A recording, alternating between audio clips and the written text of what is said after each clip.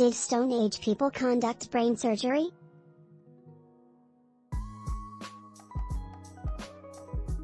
Medical historian Ira Rutkow points to evidence that suggests they did.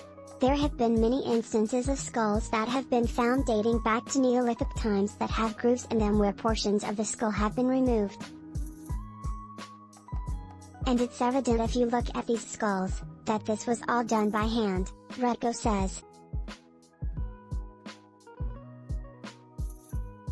There's no written record of Stone Age neurosurgery, but Rutkow theorizes it may have been conducted by a shaman on patients who were comatose or who had been otherwise injured.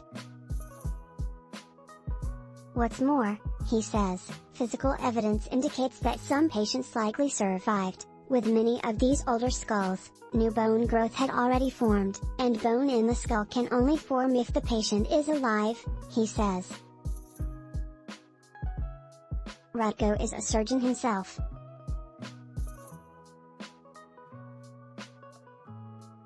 His new book, Empire of the Scalpel, traces the history of surgery, from the days when barbers did most operations and patients died in great numbers, to today's high-tech operations that use robots with artificial intelligence.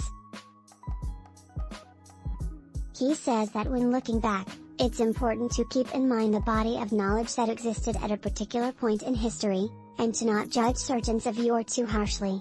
People write about medical history and they say, "Oh, it was barbaric," or "the doctors were maltreating," he says.